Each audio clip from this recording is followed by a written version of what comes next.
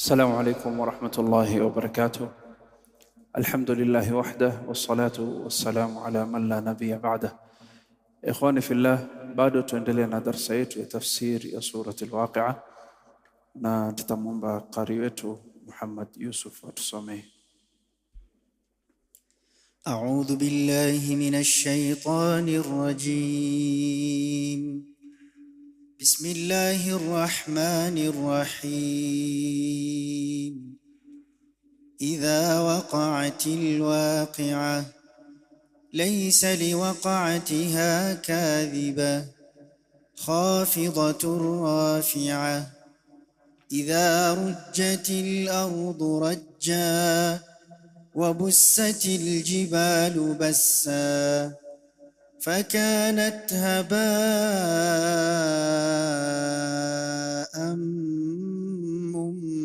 منبثا وكنتم أزواجا ثلاثة فأصحاب الميمنة ما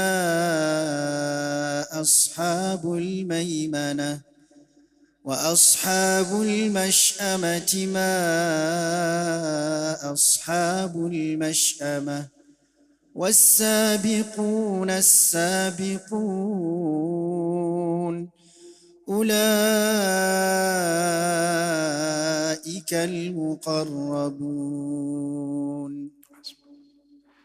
بسم الله الرحمن الرحيم. الحمد لله رب العالمين وصلى الله وسلم وبارك على نبينا محمد وعلى آله وأصحابه وأتباعه ومن اتبعهم بإحسان إلى يوم الدين. أيها المؤمنون, katika darasa iliyotangulia tuliweza kuangazia hali tatu ya watu siku ya kiyama, wa kuntum azwajan thalatha, na tukaeleza wanadamu wanapotoka katika makaburi yao siku ya kiyama watagawanywa katika makundi matatu. Fa ashabul maymanati ma ashabul maymana wa ashabul mash'amati ma ashabul mash'ama was-sabiquna as-sabiqun ulaika al-muqarrabun. Na hivi ndivyo Allah alivyowagawanya, na tukaeleza hawa ashabul maymana ni kina nani, na tukaeleza kwa nini wameitwa ashabul maymana. Kwa sababu siku ya kiyama wakifufuliwa watawekwa upande wa kulia wa arshi ya Mwenyezi Mungu, na pia watapewa vitabu vao kwa mikono ya kulia, ndipo wakaitwa ashabul maymana. Kadhalika jana tukaweza kueleza sifa zao hawa ashabul maymana kama ilivyokuja katika suratul Balad, kadhalika kama ilivyokuja katika suratul Haqa. Tukaeleza ashabul mash'ama, kwa nini wameitwa ashabul mash'ama. Tukaeleza ni sababu mbili, kwa sababu siku ya kiyama hawa watawekwa upande wa kushoto wa arshi ya Mwenyezi Mungu siku ya kiyama, na pia watapewa vitabu vao kwa mkono wa kushoto, wal iyadhu billah. Na hawa ashabul mash'ama sifa zao zimekuja katika hii suratul Waqi'a, na pia sifa zao zimeangaziwa katika suratul Haqa, na tukaeleza kwa undani. Ama kabla hapo tulieleza wa kuntum azwajan thalatha, watu kugawanywa katika group tatu haikuanza siku ya kiyama. It's not the starting point. Waligawanywa watu wakati wa sakaratul maut, kwa sababu watu wanapokufa wanakuwa ni wenye kugawanywa katika kundi tatu, kama ilivyoangaziwa katika mwisho wa sura, na tutaangazia kwa undani tunapomaliza sura hii. Amma in kana minal muqarrabin farauhun wa rayhanun wa jannatu na'im وأما إن كان من أصحاب اليمين فسلام لك من أصحاب اليمين وأما إن كان من المكذبين الضالين فنزل من حميم. Kwa hivyo wa kuntum azwajan thalatha, siku ya kiyama wamegawanywa kulingana na hali zao walipokuwa wanatoka duniani wanakwenda akhera. na wao kugawanywa katika makundi matatu wakati wa sakaratul maut ni kulingana na vile watakavyoishi, kwa sababu duniani namna tunavyoishi twaishi katika hali tatu, kama alivyoangazia Mwenyezi Mungu katika suratul Malaika, suratu Fatir, thumma awrathna alkitaba alladhina istafayna min ibadina faminhum zalimun linafsi wa minhum muqtasidun wa minhum sabiqun bil khairat wa kuntum azwajan thalatha. Imeanza vile tunavyoishi hapa duniani. Wa kuntum azwajan thalatha imeendelea katika hali ya sakaratul maut, tunapotoka duniani tunapoelekea akhira. Wa kuntum azwajan thalatha, ndivyo hali itakapokuwa siku ya kiyama. Amma ashabul maimana, sifa zao tumeangazia. Ashabul mash'ama, kundi la pili, sifa zao tumeangazia. Na leo insha Allah tutaangazia as-sabiqun as-sabiqun. Mwanzo kabisa, hawa as-sabiqun as-sabiqun ni wale ambao waliokuwa mbele, na ndio hao waliokuwa mbele. Waliokuwa mbele ni wale ambao watakaokuwa mbele kesho akhira, si wale ambao watakaokuwa hapa mbele duniani. Tufahamu ya kwamba wewe kuwa mbele kesho akhira haijafungamana na wewe kuwa mbele katika mambo ya dunia hapa. Wewe kuwa mbele kesho akhira imefungamana na sifa ambayo Mwenyezi Mungu ametaja baada hii aya moja kwa moja. As-sabiqun as-sabiqun ulaika al-muqarrabun, ni wale ambao watakaoletwa mbele karibu na Allah. Hasa wale ambao wako karibu na Allah subhanahu wa ta'ala, ndipo hao ndio watakaokuwa katika as-sabiqun as-sabiqun. Na leo insha Allah tutafafanua hii aya kwa undani ili tujue hawa as-sabiqun as-sabiqun wana sifa gani mpaka wakastahiki kuwa karibu na Allah. Allah subhanahu wa ta'ala aliposema as-sabiqun as-sabiqun, na wale walioko mbele, yani kabisa katika khairi, nao ndio walioko mbele. Was-sabiqun as-sabiqun ulaika al-muqarrabun, hao ndio waliokurubishwa wakaletwa karibu na Mwenyezi Mungu subhanahu wa ta'ala. Hali yao ni ipi hawa as-sabiqun as-sabiqun? Ulama wanasema العبد الصالح السابق بالخيرات, huyu mja mwema ambaye yuko mbele katika khairat ndio atakayekuwa mbele kesho mbele ya Mwenyezi Mungu. Hapa duniani hamuhu fi tahsili alhasanat, hamu yake nitapata vipi thawabu zaidi. Wa naili darajat, na vipi nitapata daraja ya juu. Walbu'di 'anil muharramat, na vipi nitakuwa mbali na yale ambayo Allah ametuharamisha. Walqurbu min rabbil ardi was samawati, na vipi atakuwa karibu na Mola wa mbingu na ardhi. Hamu yake kubwa ni hiyo.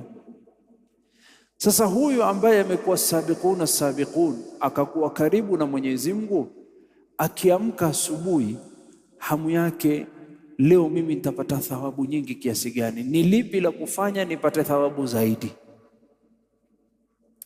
Hawa as-sabiquna as-sabiqun wakiamka asubuhi wanaulizana, ni lipi la kufanya nipate daraja ya juu mbele ya Mwenyezi Mungu subhanahu wa ta'ala.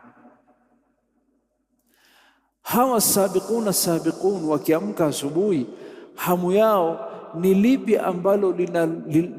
ambalo ninalolifanya linalonifanya niwe mbali na Allah, niepukane nayo. Hasa asubuhi akiamka, hamu yake, leo utapata thawabu nyingi kiasi gani? Ni lipi la kufanya nipate daraja ya juu zaidi? Ni lipi ambalo ninalolifanya linakuwa lenye kunivuta nyuma nisiwe karibu na Allah, niepukane nalo. Hamu yao kubwa, vipi nitakuwa karibu na Allah subhanahu wa ta'ala. Na kwa nini twasema hii ndo hamu yao kubwa? Kwa sababu hawa tayari Allah anasema washakuwa karibu na mimi. Sasa huwezi kusema utakuwa karibu na Mwenyezi Mungu hata wewe mwenyewe hauna hamu wala hutaki wala hufikiri vipi nitakuwa karibu na Allah. Lazima ianze kutoka kwako. Na kuwa karibu na Allah subhanahu wa ta'ala ni hamu kila mu'min lazima awe nalo. Na huenda mmoja akajiuliza, vipi nitakuwa karibu na Allah? Allah subhanahu wa ta'ala amejalia kwamba ukitaka kuwa karibu naye kuna baadhi ya vitendo ambavyo lazima ufanye. Yale ambayo unaona ni ya kawaida hayatakusaidia. Yale ambayo itakayokupatia cheo hapa duniani huenda yasikusaidie kesho akhera. Allah subhanahu wa ta'ala angazia katika kitabu chake anaposema,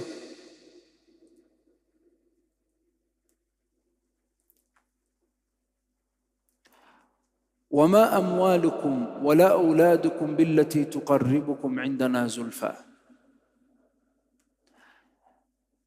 Si mali yenu ambayo mliokuwa nayo wala si watoto wenu ambayo itakayofanya mwe karibu na sisi. Wama amwalukum wala auladukum billati tuqarribukum indana zulfa illa man amana wa amila salihan faulaika lahum jazaa'u dhi'fi bima amilu wa hum fil ghurufati aminun. Allah asema illa man amana. Iman nukta ya kwanza. Amalu salih jambo la pili. Kwa hivyo mtu ikiwa ni mkweli yataka kuwa karibu na Allah na awe katika sabiqun, basi jambo la kwanza awe ni mu'min, aipukane na ukafiri. Aliyemkufuru Mwenyezi Mungu haizi kuwa karibu na Allah.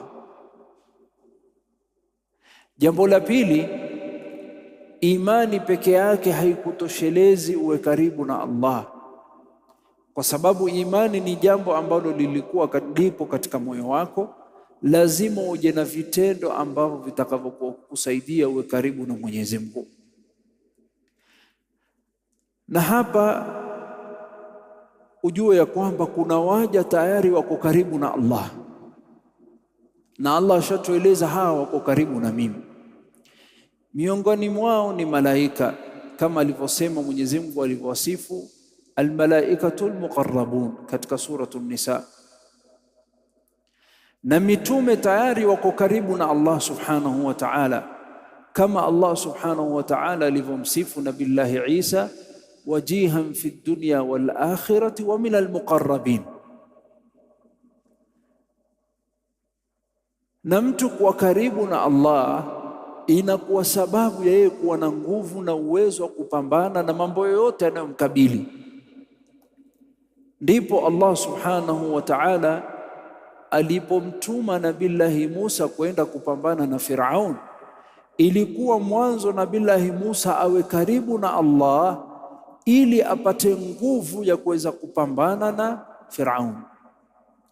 Allah asema wanadainahu min janibi at-turi al-ayman wa qarrabnahu najiya. Hasa alipokuwa karibu Nabillahi Musa na Firaun, alipokuwa karibu Nabillahi Musa na Allah jalla jalalu, ndipo akakuwa na uwezo kukabiliana na Firaun. Na sisi kila siku tunaposwali salatul witr katika Ramadhani hii, katika duaul mashhur ya salatul witr, kuna jumla ambapo tukizingatia tutajua umuhimu wa kuwa karibu na Allah na tutajua maafa ya kuwa mbali na Allah.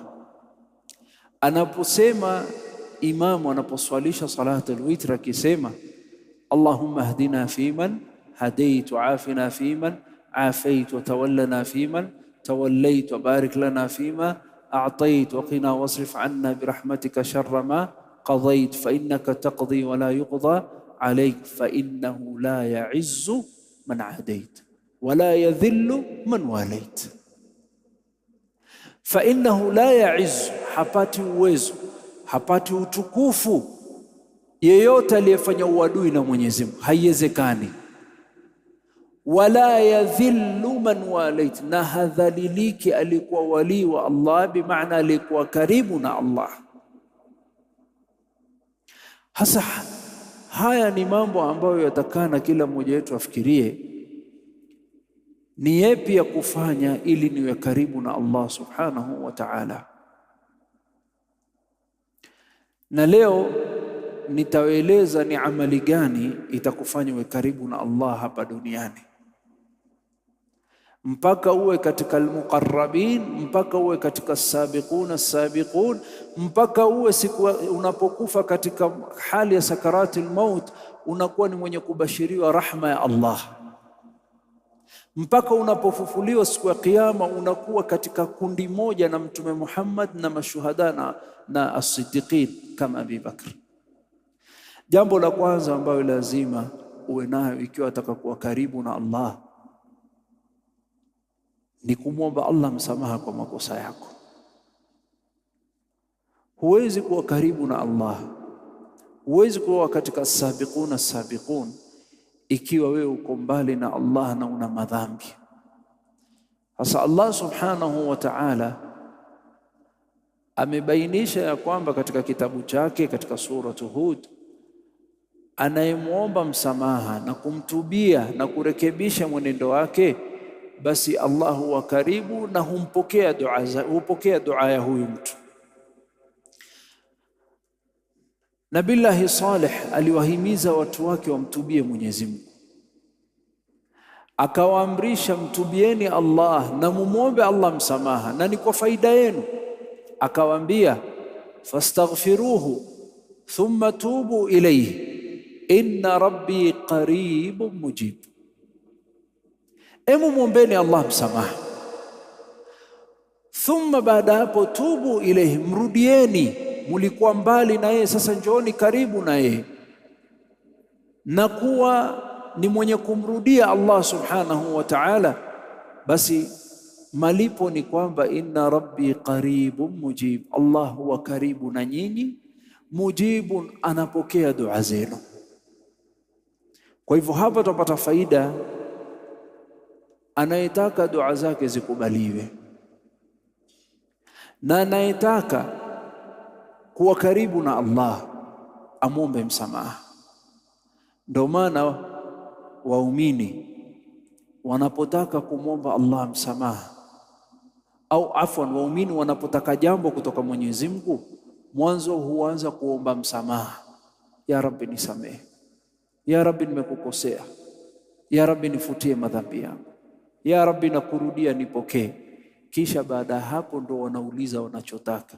Ya Rabbi nataka hii nipatie, ya Rabbi nataka hili nipatie, ya Rabbi hili mimi silitaki nieposhane nayo. They put their requests forth until, and that is after they've asked for forgiveness. Na hiyo ndo taratibu ya kuomba dua. Awambia fastaghfiruhu, muombeeni Allah msamaha, watubu ilayhi, na mumrudieni, inna rabbi qaribun mujib, mola wenu yuko karibu na nyinyi, mujibu, na atapokea dua zenu. Kwa hivyo anayetaka kuwa karibu na Allah, mwanzo kabisa muombe Allah msamaha na uachane na yale yanayomudhi Mwenyezi Mungu. Allah atakuleta wewe karibu naye, kadhalika Allah subhanahu wa ta'ala atapokea dua yao. Katika kuwa karibu na Allah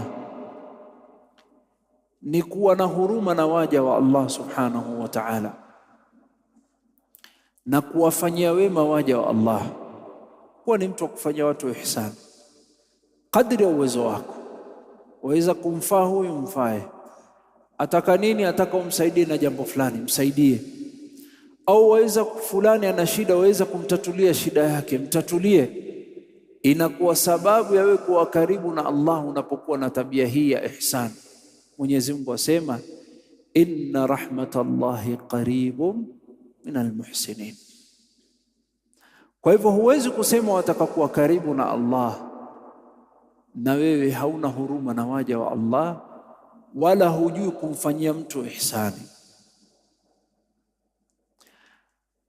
katika hali mtu kuwa karibu na Allah ni mtu kumtaja Allah kwa wingi, na hii ndo sifa sabiquna sabiqun ulaika almuqarrabun, wanamtaja Allah kwa wingi, tasbih, tahmid, kila aina dhikr, sawa ni istighfar, sawa ni tasbih, sawa ni tahmid, sawa ni takbir, sawa ni tahlil, sawa ni hawqala, sawa ni salatu ala rasulillah, kila aina dhikri wanafanya. Istighfar, astaghfirullah, tahmid, alhamdulillah, tasbih, subhanallah, takbir, Allahu akbar, tahlil, la ilaha illa Allah, hawqala, la hawla wala quwwata illa billah, as-salatu ala rasulillah, Allahumma salli wa sallim ala nabina Muhammad. Hii ni sifa yao. Ar-Rasul sallallahu alaihi wasallam asema ya kwamba Allah subhanahu wa ta'ala aeleza katika hadith al-Qudsi, ana inda dhanni abdi bi wa ana ma'ahu idha dhakarani. Allah asema mimi ni vile mja wangu atakavyonidhania, na mimi yuko pamoja na mimi na niko pamoja na yeye. Idha dhakarani, pindi anapokuwa ni mwenye kufanya nini? Mwenye kunitaja. Inna rahmatallahi qaribun minal muhsinin. Sasa kule kufanya wema inakuwa sababu ya wewe kuwa karibu na Allah, na mimi nataka hizi amali tuzihisabu pamoja ili tutekeleze. Jambo la kwanza istighfar, jambo la pili tauba, jambo la tatu kufanya ihsani watu. Ngapi hizi? Tatu. Si tunataka tu as-sabiqun as-sabiqun, sio ulaika al-muqarrabun, hizi tatu. Jambo la nne kumtaja Allah kwa wingi, wa ana ma'ahu idha dhakarani, na mimi niko pamoja na mja wangu. Allah sasa niko pamoja na wewe, bimaana yuko karibu na wewe. Idha dhakarani, pindi anapofanya nini? Anaponitaja.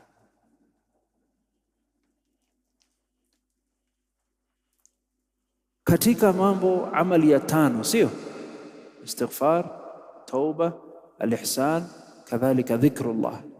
Amali ya tano ambayo itakufanya uwe karibu na wewe uwe katika ulaika almuqarrabun ni wewe kutekeleza faradhi. Usichezee faradhi, jambo ambalo Allah amekulazimisha usicheze nayo. Kuna mambo ambayo ni lazima uyafanye na ni wajibu, mathalan as-salawat al-khams, mathalan kutoa zaka ya faridha, mathalan zakati al-fitr, mathalan Mwenyezi Mungu amekupa uwezo na una afya, funga Ramadhani, usichezee. Mathalan kwenda haji, hata kama ni mara moja kwa maisha yako, haji al-faridha, una afya, una mali, una nafasi, wachelewa ngoja nini? Mathalan birrul walidain, wazazi uko nao, hii si tafadhali, hii ni lazima kuwafanyia wema wazazi.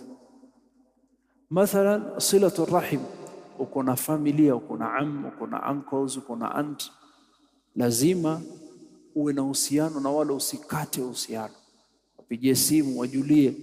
Wengine huenda ni wakorofi, wasumbufu, lakini ni Allah amekuchagulia, utafanyaje? Kuna wengine wanakufanyia uhasidi, wanakufanyia chuki, lakini ni damu yako, huwezi kuwakata na ni lazima utafanya silatul rahim. Kwa hivyo kuna mambo ya faradhi lazima ufanye. Haya ya faradhi ndo yatakusukuma, yatakukatapult, yatakuvuta uwe karibu na Allah. Asema Rasul sallallahu alaihi wasallam ya kwamba Allah subhanahu wa ta'ala asema, wama taqarraba ilayya abdi bi shay'in ahabba ilayya mimma aftaradtu alayhi. Kwa hivyo yale ya faridha uyafanye. Asema Allah subhanahu wa ta'ala, wama taqarraba ilayya abdi, na mja wangu hajawahi kujileta au kujikurubisha kwangu mimi ikawa sababu ya kuwa karibu na mimi zaidi ya yale niliyomfaradhishia. Leo mtu ataswali qiyamul layl atafute lailatul qadr, na mtu aswali salat al-fajr kwa wakati.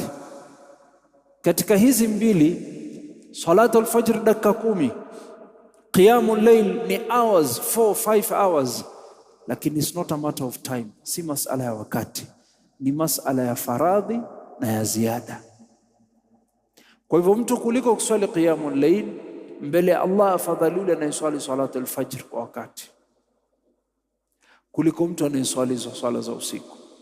Kwa nini? Kwa sababu hii ni faradhi. Sijui kama tuelewana. Amali ya 5. Ya 6, usitosheke na yale ambayo ya faradhi, fanya ya ziada, an-nawafil. Aendelea kusema Mwenyezi Mungu Subhanahu wa Ta'ala, wama yazalu abdi yataqarrabu ilayya bin nawafil hatta uhibba, na mja wangu atakuwa ni mwenye kufanya yale ya ziada. An-nawafil ni ya ziada. Umeswali swala 5 ya ziada, qabliya, ba'diya. Hii ndo sifa ya as-sabiquna as-sabiqun. Kwa nini? Kwa sababu wao hawajikurubishi kwa faradhi, they go an extra mile kufanya ziada. Ametoa zaka lakini atatoa sadaqa. Ameswali salat al-fajr lakini atahakikisha swali qabliya. Ameswali salat al-isha atahakikisha swali salat al-witr, wa hakadha. Amali ya 5 ya 6 ni kufanya ya ziada. Amali ya 7, kuwa karibu na Allah kwa kusujudu sana.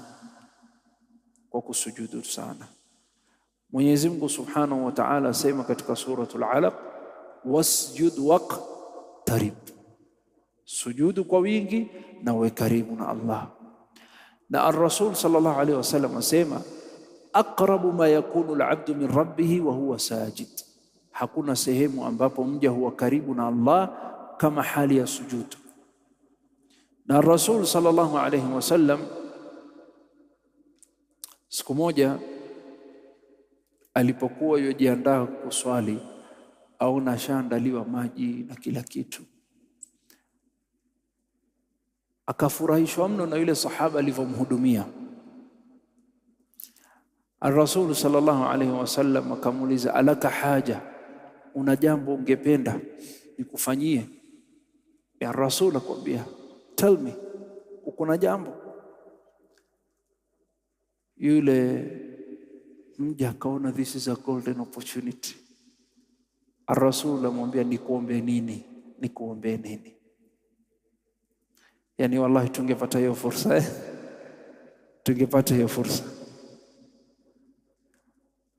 Akamwambia, nikuombe nini? Yule mja akafikiria, yule sahaba akasema, ya Rasulullah, mimi nataka niwe rafiki yako katika janna, niwe pamoja na wewe. Ar-Rasul akamwambia, aw ghaira dhalik, is there anything else?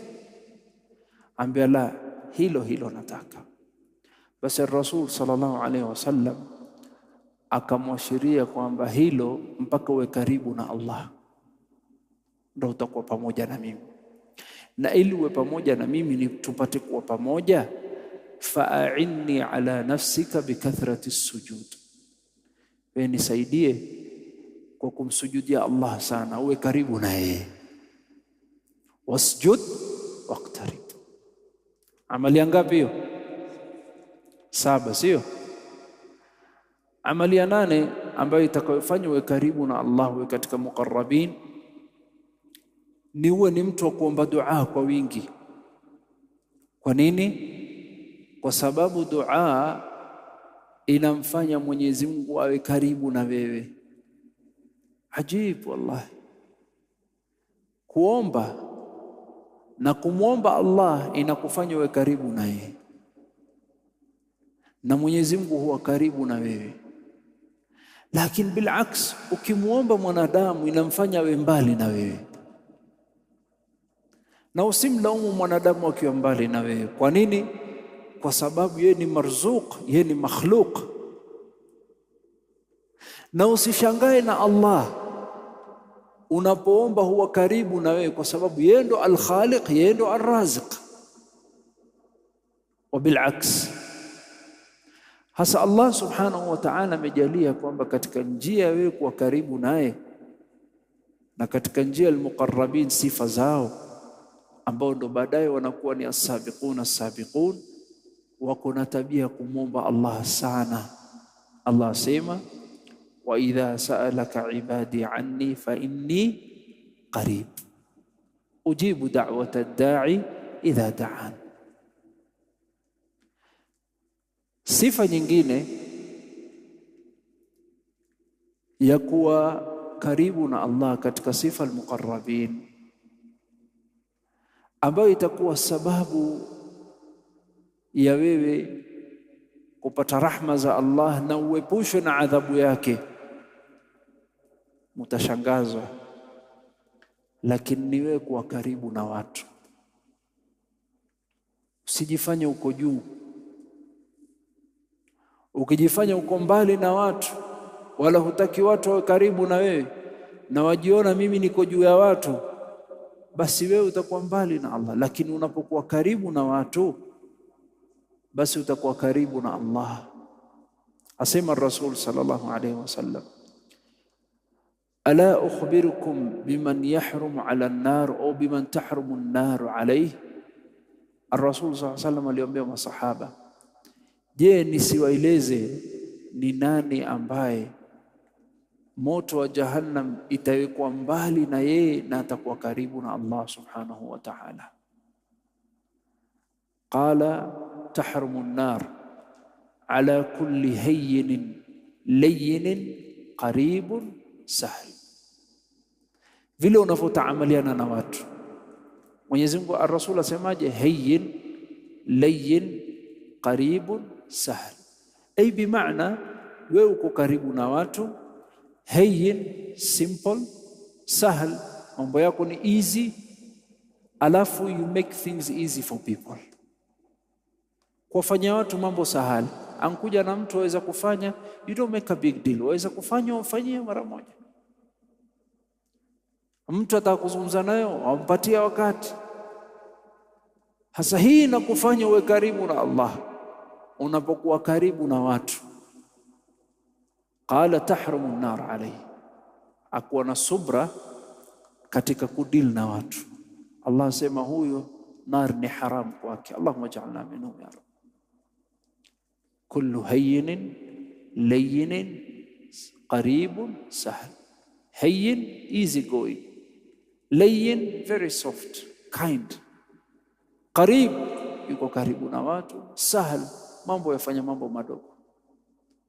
Ile kusahilisha watu mambo, yani kuna baadhi ya mambo muumini hafai kuwa mchoyo. Na hapa nitoe nasiha. Aiza kuja mtu kwako na ana jambo na ni jambo kubwa kwake, na wewe kwako ni rahisi umfanyie. Kwako ni kitu kubwa, kwake ni kitu kubwa, na wewe labda ni simu tu ushammalizia, ama ni kalamu wa sign tu ushammalizia. Usikose kufanya hivyo, usikose kufanya hivyo. Siku Allah amekupa fursa, akakupa uwezo, amekuja mtu kwako na ana haja na ni jambo kubwa, na wewe kwako ni rahisi, usifanye uchoyo. Kuwa sahal, easy going, layyin, soft, qarib, uwe karibu na watu. Natija yake ni nini?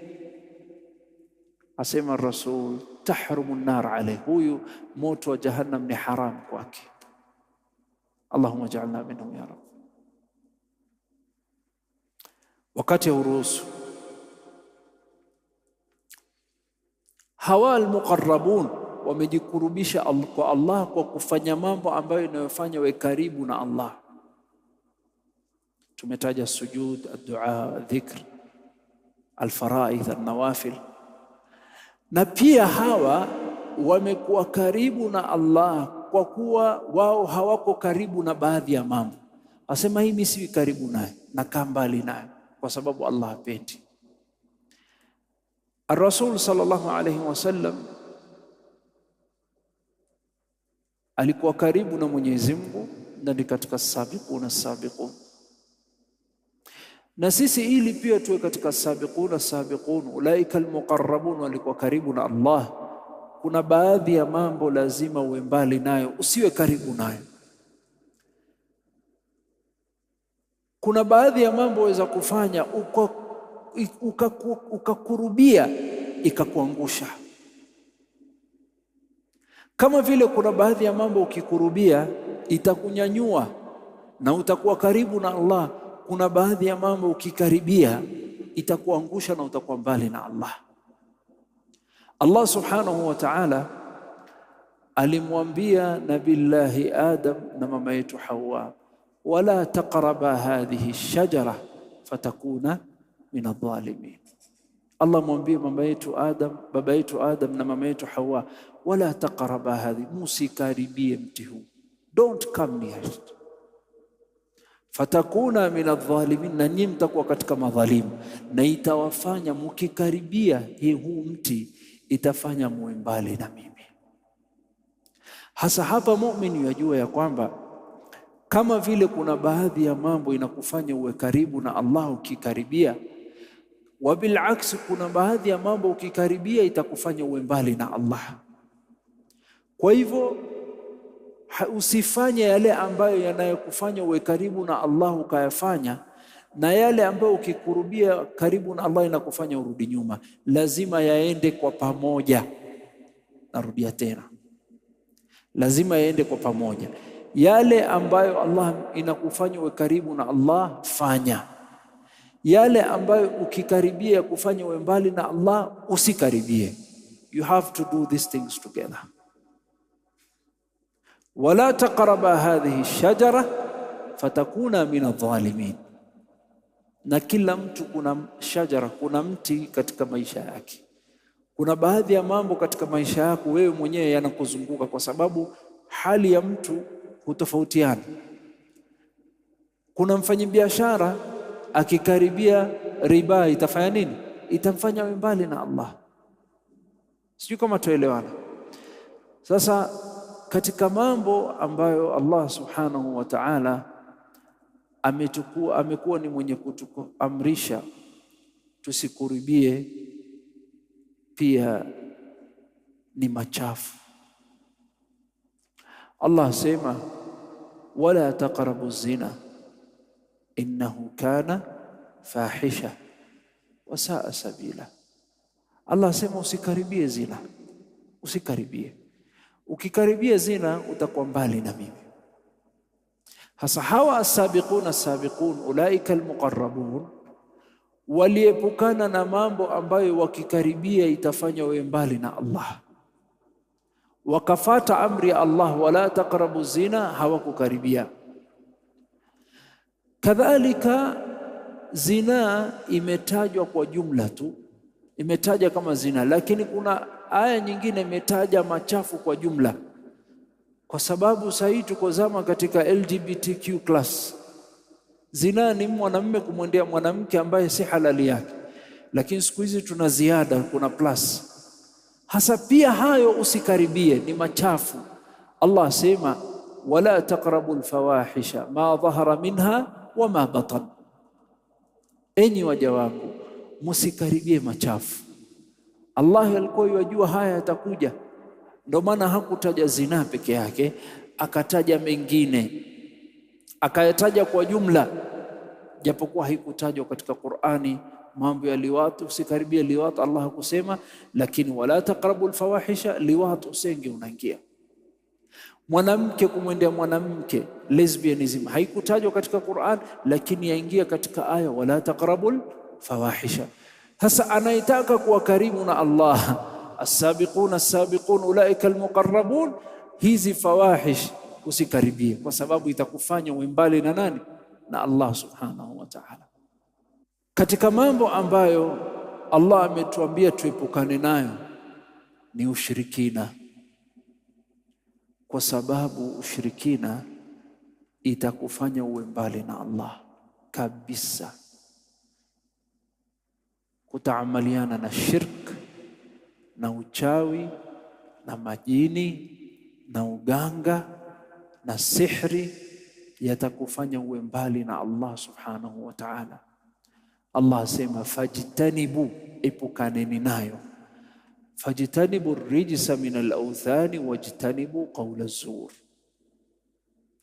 Katika mambo ambayo yatakufanya uwe mbali na Allah, yakwambia epukaneni nayo, usikaribie, ni shirk na masanamu.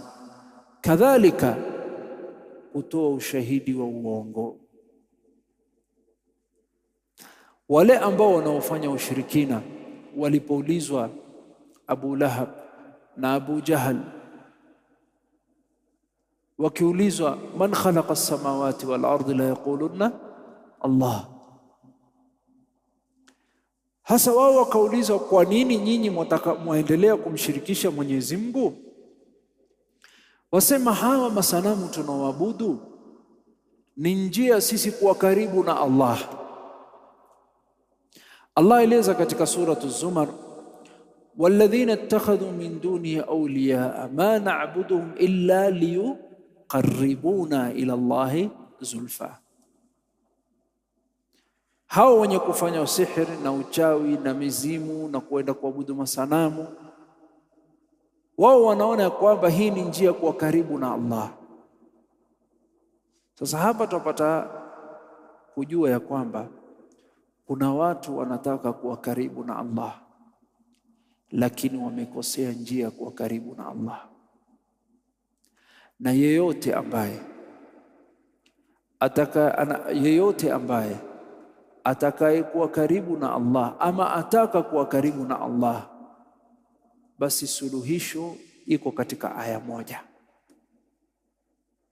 Ili ujue hili jambo litanifanya niwe karibu na Allah ama nisiwe karibu na Allah. Bali ulama wameita ayatul ibtila. Hii ndo aya yenye kutest, ambaye itadetermine kama wakuwa ni mwenye kuingizwa janna ama ni mwenye kuwa karibu na Allah ama kuingizwa na. Wale ambao wanaodai wanataka kuwa karibu na Allah, tumpenda Allah, Allah amesema mwanipenda, wataka kuwa karibu na mimi, basi njia ni moja. Njia ni ile njia iliyokuja naye Muhammad sallallahu alaihi wasallam. Qul in kuntum tuhibbuna Allah fattabi'uni yuhibbukum Allah. Khulasat alqawl, nyinyi mwataka kupendwa na Allah na mwadai kwamba mwampenda Allah na mwadai ya kwamba mwataka kuwa karibu na Allah, fattabi'uni, nifateni mimi Muhammad, yuhibbukumullah, Allah atakupenda. Kwa hivyo mtu yote ambaye anayetaka kuwa karibu na Allah aepukane na sababu ambazo hazijakuja nazo, hatujafundishwa na Mtume Muhammad sallallahu alaihi wasallam. Kwa sababu ukisema hii njia itanifanya niwe karibu na Allah, tutakuuliza, je, Mtume Muhammad sallallahu alaihi wasallam alitufundisha ama hakutufundisha? Atasema naam, ar-rasul ametufundisha. Tutamwambia sawa, toa aya ama hadithi. Sasa mmoja akiambia mimi lazima nisujudu sana, utasema naam, ar-rasul amesema na Mwenyezi Mungu amesema fasjud waqtarib. Akisema la, mtume hakutufundisha, tutawaambia wewe ni muongo, kwa sababu njia moja ya kuwa karibu na Allah ni njia aliyokuja naye mtume wake, kwa sababu ni yeye peke yake alikuwa akipata wahi, hakuna mwingine Jibril alikuwa akishuka juu yake. Kwa hivyo hii kwa jumla ndio njia sabiquna sabiqun. Lakini mwataka niongezee faida. Hawa as-sabiquna sabiqun hawawi ni wenye kukirimiwa siku ya kiyama wakaletwa karibu na Allah. Hawa sabiquna sabiqun katika hali yao lazima tujue ya kwamba kuna khairi wanapata hapa duniani kabla al-akhirah. Hawa sabiquna sabiqun kuna khairi walipata duniani kabla al-akhirah. Na hadithi moja yatupa taswira ya hawa as-sabiqun namna wanavyoishi hapa duniani. Baada ya kujitolea mhanga, kumtaja Allah kwa wingi, kuomba dua, kumtubia Allah, kumomba msamaha, kumsujudia kwa wingi, kufanya faradhi, kufanya nawafili ya ziada, kuomba dua kwa wingi. Hawa muqarrabun ambao ni as-sabiqun, kuna khairi hupewa hapa duniani kabla al-akhirah. Khairi gani? Imekuja katika hadith, asema ar-Rasul sallallahu alaihi wasallam, hadithi al-Qudsi, kwamba Allah asema, inna Allah qala, Mwenyezi Mungu asema, man aada li waliyan faqad adhantu bil harb, anayemudhi wali wangu. Na wali ni yule aliyekuwa karibu na Allah, na huyo amekuwa karibu na Allah kwa kufanya yale ambayo Allah amemwamrisha, akawa ni katika sabiqun. Allah asema, man aada li waliyan faqad adhantuhu bil harb. Kuna mtu katika sabiqun almuqarrabun alwali min awliya illah, Allah asema, wacha kumkosea, wacha kumpiga, wacha kumtukana huyu ambaye yuko karibu na mimi. Ukimfanyia uadui, Allah asema mimi na wewe ni maadui. Allah yuwakasirika kwa niaba yake. Bali Allah asema, man aada li waliyan, anayemudhi na kumfanyia uadui wali wangu, faqad adhantu bil harb, kuna vita baina mimi na yeye. Yani Allah yuwakasirika kwa ajili yako. Allah hataki kuudhiwe. Bali anayekukosea kwa dhulma, Allah asema mimi na wewe nina vita maadamu umemkosea huyo. Ya subhanallah, ma yani ya laha min karama. Kabla hujakarimiwa siku ya Kiyama, wakirimiwa hapa duniani, ya kwamba Allah yuwaonya mtu asikukosee. Bali wacha asikukosee, asikufanyie uadui, asije akakukosea. Kwa sababu anayekukosea na wewe uko karibu na Allah, Allah yuwakasirika kwa ajili yako. Yani subhanallah, man ant, wewe abd faqir, Allah yuwakasirika unapoudhiwa. Subhanallah. Ni daraja, si daraja? Wallahi ni daraja. Na kuna watu wanakuwa ni wenye kuangamia, akisema hatujui shida imeanza wapi, mimi kila kitu nafanya sifanikiwi. Huenda labda alimkosea wali wa Allah na hajui. Na hao wali wa Mwenyezi Mungu hawana alama, huwezi kusema huu ni wali. Ni siri iliyoko baina na Allah.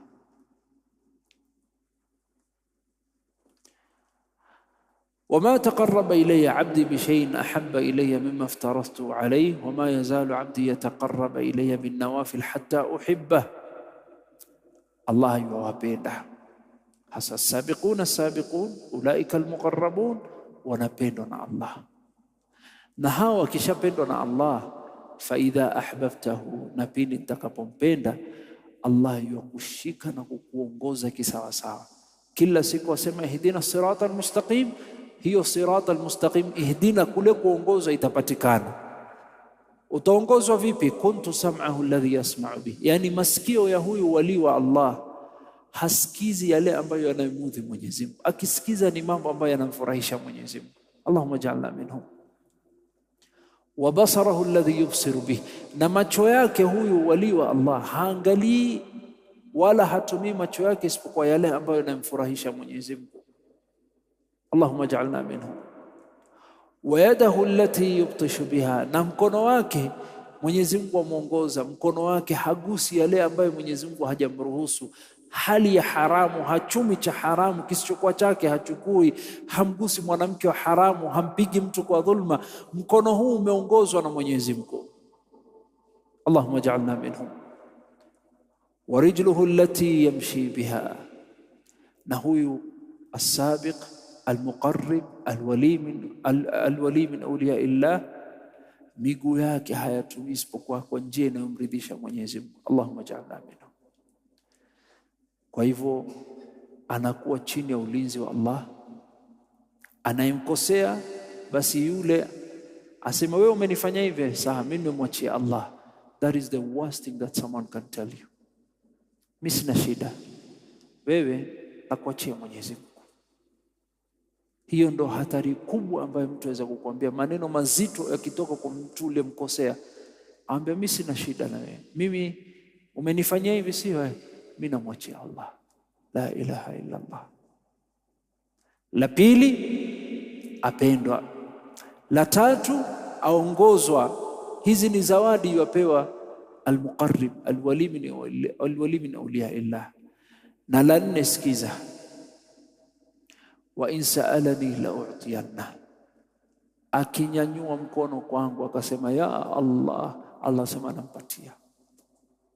nampatia. Na kulikuwa watu, baadhi ya watu walikuwa kishuku kwamba huu ni wali wa Mwenyezi Mungu, kiasi cha kuwa zama za sahaba na wanaokuja baada yao, mvua ikikosekana walikuwa wakimtafuta yule mtu ambaye njoo omba Allah shukishe mvua. Watu wote wameomba, yeye akinyanyua kabla hajashukisha mvua hushuka. Hii ndo zawadi al-muqarrabun. wa in sa'alani la utiyanna wala in ista'adhani la u'idhanna. Na akiomba ulinzi na akitaka nimlinde kutokana na jambo lolote, Allah sema I give him my full protection. Ana ulinzi wa Allah. Watu wambabaisha, wamshtua, hana wasiwasi, sasa inna ma'i ya rabbi, Allah yuko na mimi. Dunia yote watu wakikusanyika dhidi yake, Allah atasimama naye. Hizi ndo zawadi anayopata mja wa Allah akiwa ni katika al-muqarrabin. Na hii zawadi haitaishia hapa duniani, pia kifikiwa na mauti. Fa imma in kana min al-muqarrabin farauhun wa rayhanun wa jannatu na'im.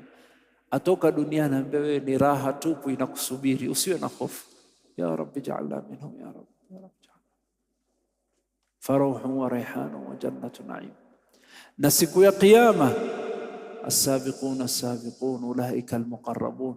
Waambie hawa Allah anasema mwanzo walete mbele ya arshi yangu, walete mbele yangu hawa. Na hii haipatikani illa kwa mujahadati nafs.